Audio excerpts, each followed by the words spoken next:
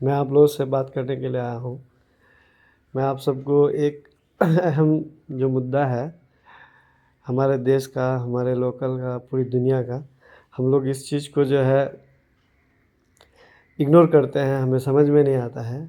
तो मेरा आज का जो स्पेशल इम्पोर्टेंट टॉपिक है उसका नाम है ग्लोबल वार्मिंग। ये एक्चुअली मैं आपको थोड़ा इंट्रो देना चाहूँगा कि ग्लोबल वार्मिंग होता क्या है। ग्लोबल वार्मिंग जो है ये जो कार्बन होता है ना, उनसे रिलेटेड है, कार्बन से रिलेटेड है। तो हवा में जो है कार्बन का मात्रा जो है मतलब परसेंटेज जो है 0.03% पाया जाता है। अगर कभी भी इसका जो है ये क्वांटिटी बढ़ जाए हवा में, तो उस सूरत में जो है पूरी दुनिया का सिस्टम में कहीं ना कहीं तब्दीली आता है। तो इसी तब्दीली को हम लोग ग्लोबल वार्मिंग कहते हैं। कभी ये फ्लड के शक्ल में आ जाता है, मतलब ज़्यादा बारिश हो जाती है। कहीं पे ये सुनामी के शक्ल में आ जाता है, कहीं पे ये अर्थक्वेक के शक्ल में आ जाता है, कहीं पे सूखा पड़ जाता है। तो बहुत सारा जो कभी कभी तूफ़ान स्टॉर्म वगैरह आ जाता है। तो ये बहुत सारा मसला है। ख़ास करके इसका मसला जो सबसे ज़्यादा जुड़ा हुआ है वो है टेम्परेचर से, माने दर्जा हरारत बढ़ जाता है। जैसे हम लोग देखें यहाँ पे कुछ दिन ऐसा गर्मी पड़ रहा था कि घर से निकलना बाहर मुश्किल होता था। तो ये है आपका ग्लोबल वार्मिंग। तो इस चीज़ को हम सब अगर चाहें तो हम लोग आसानी से कंट्रोल कर सकते हैं। तो इसके लिए हमें क्या होना होना है, हमें नॉलेजेबल होना है। अगर हम लोग नॉलेजेबल होते हैं तो बड़ी आसानी से इस मुद्दा को हम लोग काबू पा सकते हैं। इंसान ने किस चीज़ पे नहीं काबू पाया? इंसान इतना भारी भरकम एरोप्लेन को उड़ाता है, इंसान कुछ भी कर सकता है। तो ये कौन सी बुरा मुद्दा है? तो मैं यहाँ पे तीन तीन पॉइंट को टारगेट करूँगा।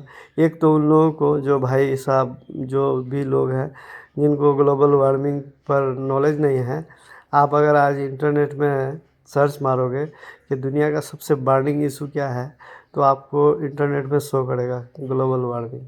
आप यकीन नहीं मानते हो, आप मेरा टॉपिक सुनने के बाद आप खुद सर्च मार के देखना, आपको 10 मुद्दा मिलेगा तो उसमें से ग्लोबल वार्मिंग का भी मुद्दा मिलेगा। तो सबसे पहले आप नॉलेज वाला होइए कि किस किस वजह से कार्बन का जो है ये बढ़ रहा है परसेंटेज हवा में, और दूसरा उसे कैसे कंट्रोल किया जा सकता है। अच्छा, जिनको नॉलेज नहीं है और उनसे ताल्लुक़ है जिनको नॉलेज है, जो पढ़े लिखे लोग हैं जिनको नॉलेज है, वो इसको इग्नोर करते हैं। लगता है कि इससे उसका कोई रिलेशन नहीं है। ऐसा नहीं है भाई, सबका रिलेशन है, क्योंकि हम सभी जो है इसी हवा में जीते हैं, इसी हवा में सांस लेते हैं। तो इससे सबका ताल्लुक़ है। तो आप इग्नोर नहीं कीजिए, आपको हमको हम सबको इस चीज़ पे ध्यान देने की ज़रूरत है। और तीसरा मैं उन लोगों से कहूँगा जो बहुत ही मालदार हैं, मतलब इंडस्ट्री वाले हैं, क्योंकि इस हवा में कार्बन का मात्रा बढ़ने का सबसे बड़ा अगर कोई वजह है तो इंडस्ट्री है। बट इंडस्ट्री हम लोग का नीड्स भी है। ऐसा नहीं कि इंडस्ट्री को हम उठा के बाहर फेंक दें, इंडस्ट्री भी चाहिए हमें।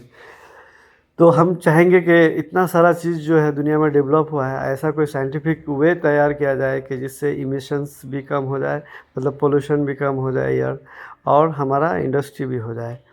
और जो सरल और शानदार उपाय है वो ये है कि हमें ज़्यादा से ज़्यादा पेड़ पौधे लगाना चाहिए और कम से कम उसे काटना चाहिए। अगर खूब ज़रूरत आए तभी उसको काटना चाहिए।